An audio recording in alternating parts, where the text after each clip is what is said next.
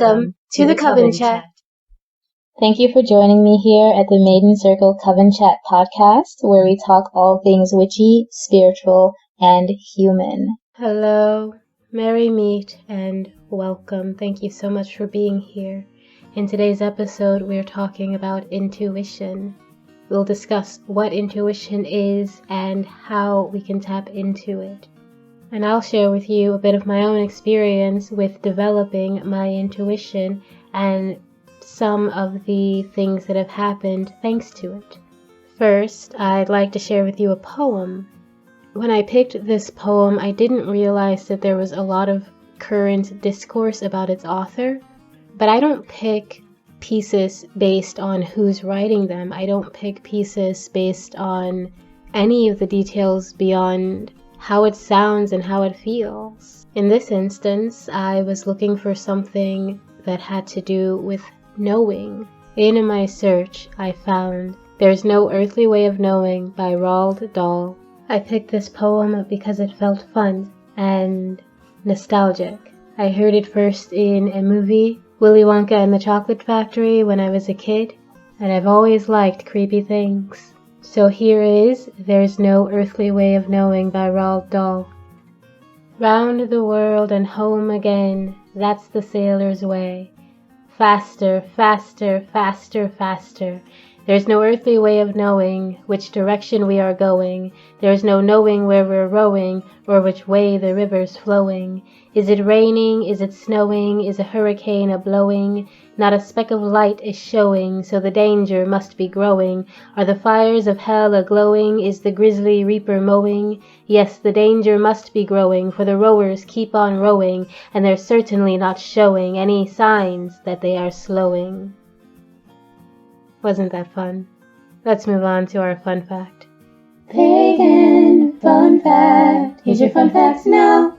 This episode was intended to air soon after the new moon of February 2023. Unfortunately, life did what life does, and I had to push it back.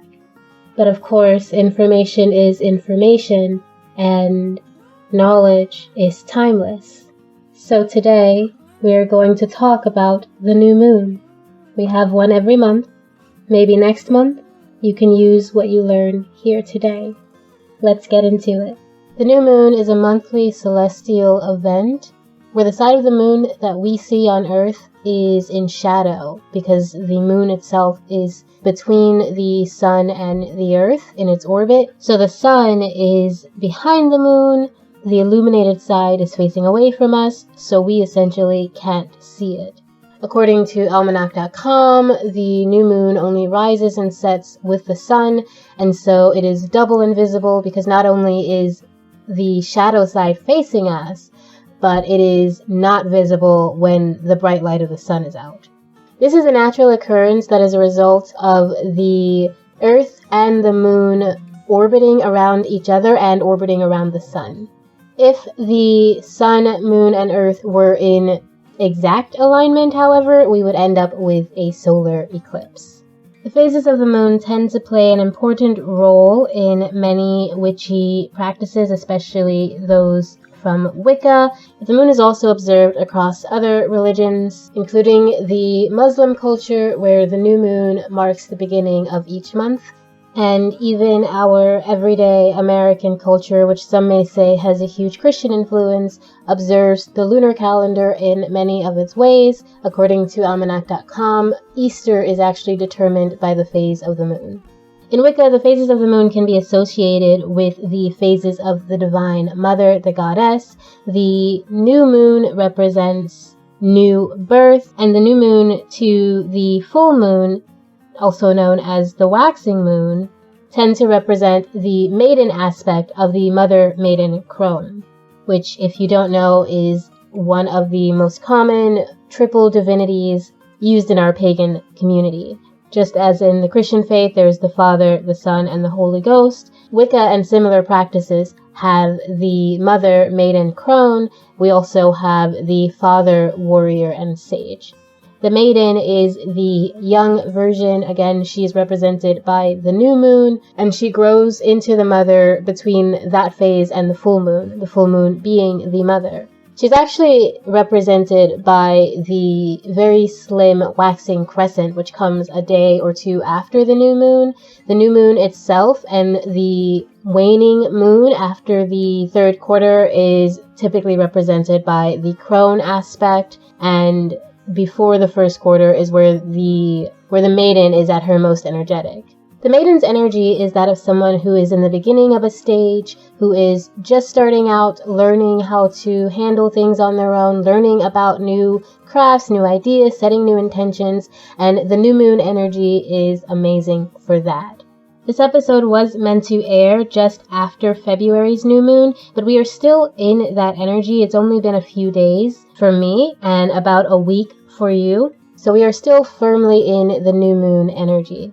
That means now is the perfect time to set new intentions, begin new hobbies, go on a first date, create affirmations, visualize what you want to bring into your life, manifest.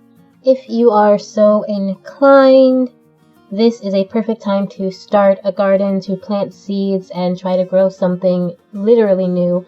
A ritual that I've always heard about and haven't really attempted is something I learned, I think, as a kid, and it's creating a plant and naming it Earth. So you plant it, you name it Earth, and then every time you take care of it, you talk about how you love the Earth, how you care about the Earth, you watch the Earth grow, you watch the Earth heal, you make sure that the Earth, or Earth, is being loved.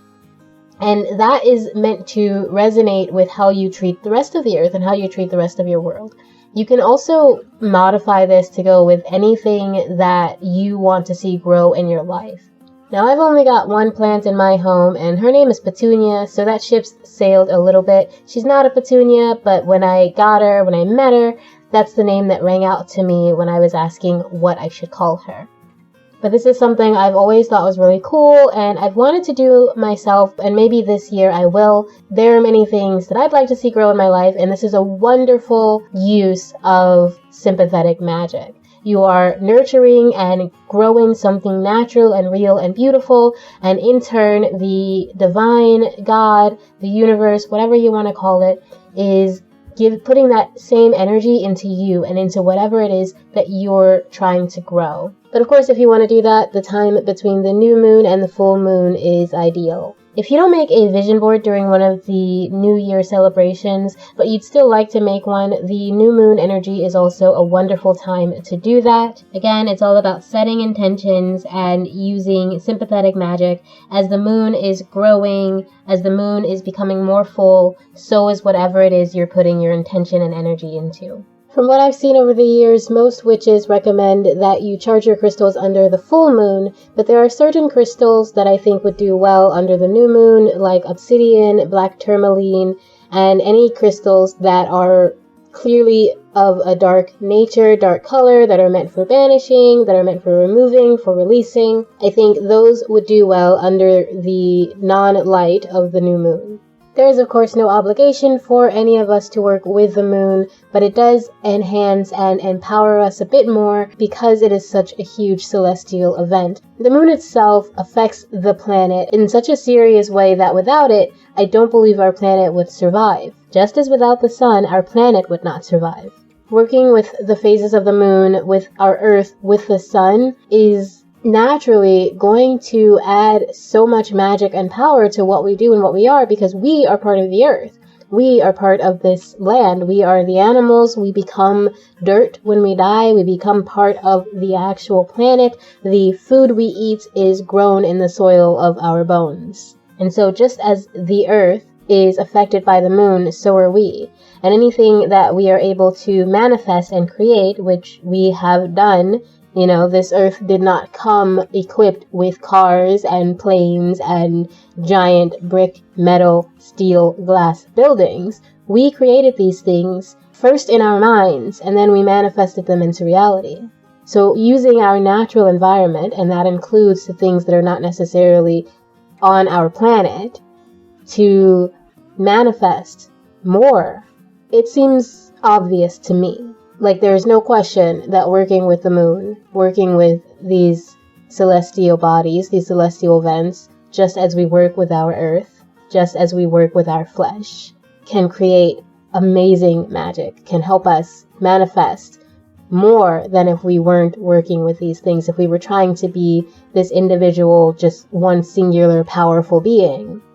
If we aren't connecting, then we are not going to be as powerful as we can be. So that's it for this fun fact. I think it was a bit of a shorter one today, but I do hope you enjoyed it. I hope you enjoy this full moon energy and that whatever you begin bears beautiful, fat, juicy fruit. So with that, let's move on to this episode's musing. So, intuition. What the heck is it? How do we access it? What good does it add to our lives? In easy terms, intuition is knowing. It's a knowing that comes without concrete evidence, without having the facts in your face. It's a gut feeling. So far on the Coven Chat, we've had a few different episodes where your intuition is crucial to the practice. In tarot, in scrying, pretty much in all forms of divination, intuition is required. It's a bit of a symbiotic relationship in that you need intuition to practice divination. Divination strengthens your intuition. But what is this knowing and where does it come from? According to Psychology Today, intuitive knowing is a result of pattern matching, which itself, I believe, is a result of the person's individual psychology as well as their upbringing and environment.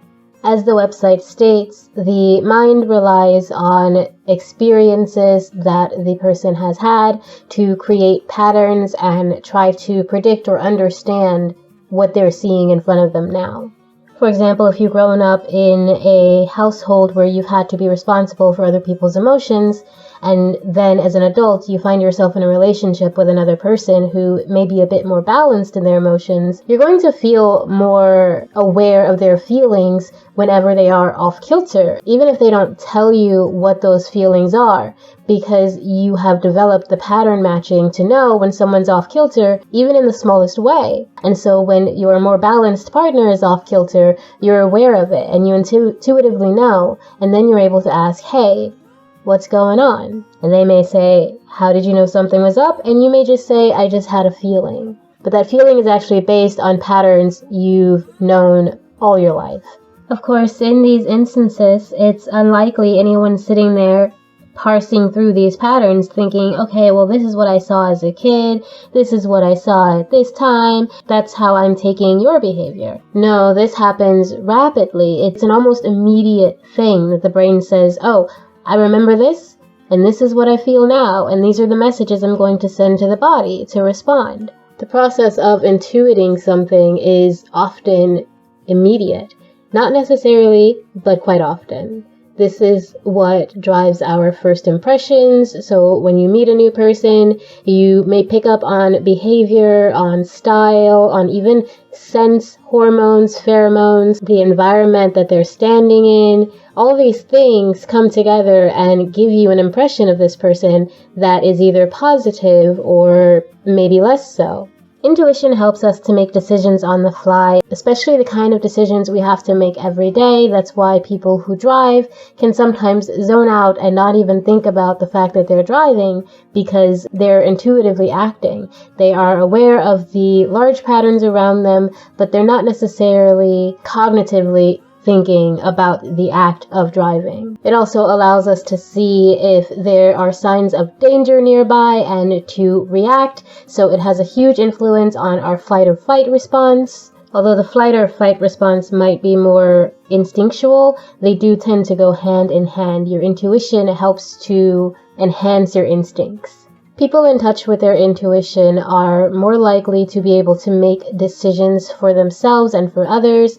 They are more likely to trust the decisions that they make because they trusted their intuition to lead them there. And this can be very useful in business, in stockbroking, and of course in art and creativity. Of course, intuition isn't 100% spot on. Our gut feeling isn't always right. Sometimes we're reading patterns into something that aren't there or that we are simply misinterpreting. Sometimes we have experienced certain traumas that have led us to feel gut feelings about things that aren't as harmful as we initially believed them to be. Sometimes we allow our gut feelings to sabotage us. So the more we get in touch with our intuition, the more we practice growing intuition, the more we try to strengthen intuition, the better chance we have of not being tripped up by the misrepresentations or misunderstandings. There are, of course, a number of ways to improve your intuition. Some I've already mentioned. Divination practices are amazing for that. Tarot especially allows me to see specific patterns in the cards, and bringing those patterns together helps me bring out a message. If I pull 5 cards and they all have the color red in them, very dominant, then that tells me a message about passion or love or heat or something that's fiery and fast. Whereas with blue, if I see a lot of blues, I'm going to think it's more of a calm or emotional or thoughtful, deep message. The same for if I see a lot of circles or more masculine than feminine or vice versa. Then those patterns allow me to come up with whatever story the cards are telling. Often I'm reading for people I don't know, people I've never met, people I've never interacted with beyond the reading, and they seem pleased with the results, with the pattern. So my intuition, along with connecting with my higher self, allows me to deliver messages that for the most part seem to be helpful and accurate. PositivePsychology.com offers 7 books on the topic of intuition that can help you to become more intuitive, to have a deeper connection with that knowing. The lists include Blink, The Power of Thinking Without Thinking, Educating Intuition, The Myth of Experience, Flow, The Psychology of Optimal Experience, Risk Savvy, How to Make Good Decisions, Gut Feelings, The Intelligence of the Unconscious, Thinking Fast and Slow. I will, of course, link the website for you so that you can go ahead and look at the books. The links on their website are probably affiliate links. If I am linking something to Amazon, I typically use affiliate links, so just be aware of that. All that means is if you click the link and then you go to Amazon and you buy anything else, then we get a little bit of kickback from that. It doesn't cost you any extra. It doesn't take anything out of your purchase. It doesn't change your purchasing process whatsoever, but just to be aware that there are probably affiliate links on the website. I would definitely recommend checking out those books. I would recommend picking up some of those divinatory tools that we have already talked about on this show, whether you use tarot or oracle cards, whether you use pendulums or mirrors to scry, or candles or herbs, tea, whatever it is that you feel drawn to that helps you to try to see patterns. I recommend doing it, even if it's just a game. I do love games on my phone where I have to find and pick out patterns. They just keep my brain a bit more active.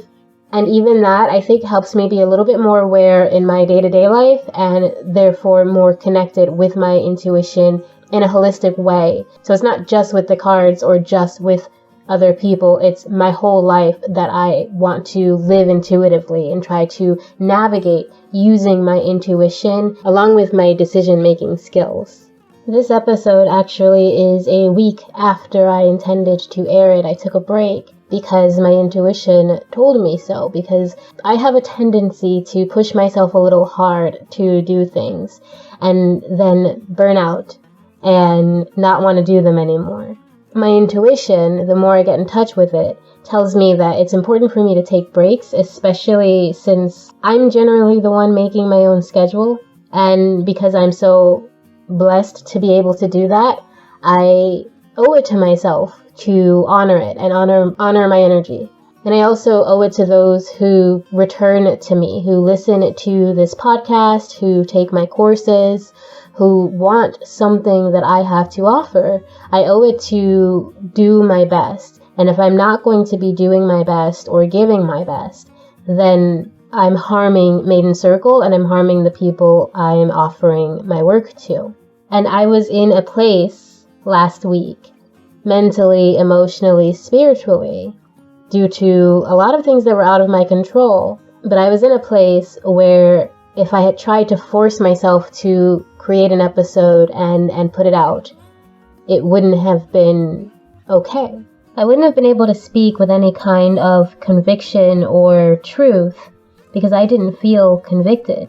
I didn't feel like anything I had to say would have been worth the time. And if I wasn't feeling that way, then I wouldn't have been able to offer anything that I think would have been worth the time. It would have been half-assed. And you deserve better, my dear listener. Of course, whether this episode actually meets my expectations remains to be seen, but it is already better than what I would have given you had I tried to force an episode last week. And that's because I trusted myself when my mind, body, and spirit and emotions needed the break, needed the rest. So that's all I have to say about intuition for now. Hopefully you got something useful out of it and out of this episode. As always, I appreciate you being here. Let's go ahead and jump into our reading for the week. Today I'll be reading with the Gilded Tarot deck, but just before I get into that, there were 2 other decks that I considered using for today's reading, and as I was moving them off to the side, I turned them over, and on the bottom of the decks, we have number 33, You Are Deserving, and number 3, Soul Rising. So these are from my 2 decks, the Whole Heart Oracle and the Soul Healing Oracle. And I just thought it was kind of amazing that we have 333 here. With You Are Deserving, the message is to accept any positive gifts that come your way. Resist the urge to turn away when something you want is offered to you. That includes accepting compliments graciously. And with number 3, Soul Rising, we have Ascension, Lightness, and Understanding. So it seems like already you're going to be receiving something very bright, something good, and it's going to help you understand why you've been going through certain things. Perhaps you have had to, say, leave a job and the doors are now open for a better job. This is saying to accept the gifts being offered to you. And with this 333, we know that this is a divine gift. This is something the divine, this is something God wants you to have. So with that, let's go ahead and read with our tarot deck and pull some cards for the week. We have the Sun. That one kind of jumped out. We have 5 of Swords. We have the Magician. We have Ace of Swords. We have Knight of Cups. And that's it. On the bottom of the deck, we have the Hierophant. That's another fun bottom of the deck fact. When I was doing today's episode about intuition, when I was using examples, I actually pulled 3 cards to see if maybe I could get some examples from that. And one of those 3 cards was the Hierophant, the first card actually. So now that's on the bottom of the deck. The Hierophant represents an older individual or someone who is more mature, more experienced, who's been around a scene longer, and they are offering education. At least that's what I'm feeling now, although sometimes the Hierophant can represent a false prophet or false teacher. So it is asking you to be discerning. But with the Sun being the card that jumped out first, I'm just feeling like this may be something or someone you can learn from, or this represents you having learned from a difficult experience, because we also have this 5 of Swords, which represents a battle, represents difficulty communication. Often with the 5 of Swords, I remember something the book points out, it's like the battle is won, but at what cost? So many lives are lost. Sure, you have a victory, but now you're either holding, this person in this card is either holding all the swords of his fallen comrades or the swords of his enemies. But either way, swords had to be drawn, lives had to be lost, people had to suffer, there had to be pain. But this is the end of it. This is the end of that battle. There's sunlight now. There's hope. And then the next card we have is the Magician, which is someone taking all of their tools, all of their knowledge, all of their experiences, and putting them into action. Whatever it is that you learned from that battle, from that 5 of Swords energy, you're now able to create with it. You're able to build with it. For some of you, with this Ace of Swords, you'll be building through communication. This could be speaking. This could be writing. This could be delivering a message in some way. It could be art, but it's a creative, thoughtful activity. This could also mean you're just cutting something off, something that wasn't serving you in the past, something, again, there was this pain that you had, this suffering, this battle, and now you have the tools to make something out of it. And so whatever you make, you're clearing away what you don't need, and you're creating something very new, and you're moving towards your passions, because then we have this Knight of Cups, and this is a knight who is gladly and enthusiastically moving towards his love and letting his love move him, letting it guide him. he's holding a cup above his head, and there's a light shining off the cup, and this light is what's, leading the way. It's what's lighting his path. And this, when I think of cups, I think of love, I think of emotion, I think of spiritual depth. So whatever you've been going through, whatever this battle you've had to experience, the sun is now shining on you, the wheel is turning. The things that you had to go through, you've now learned how to put it into action, and you're going to be putting it into action this week. I think the Hierophant is you. You're a more mature version of who you were, and this gift is being offered to you. It could also be someone like with my example of you had to leave a job and there's something being gifted to you. It could be a new boss offering you a job, someone who maybe you've known for a while, and they're saying, hey, I know you're good at this. I actually have a position open. Here you go. Anything that fits, take what resonates. It could be something different. It could be a teacher giving you an extension on a project. Take what fits, but it is something that you've kind of had to fight to get to. You've had something just not fun going on, but you've learned so much from it. And I do think this is going to lead you towards something beautiful and shiny and wonderful. This is going to bring a gift and a change into your life. So that is beautiful. I hope all the best for you. I'm so happy for whoever this is for. And that's your reading. So thank you so much for joining me this week. Thank you for bearing with me in our break last week. Your support and your presence and your love is always, always appreciated. I also want to say again, my apologies if there is background noise. I'm doing my best to keep it clean. I'm going to try something a little bit different this week. Let me know how it works for you, if it's not too distracting, and I appreciate your understanding. So with that, I send you all the love in my heart and soul, and 1,000,000,001 blessings. Bye now.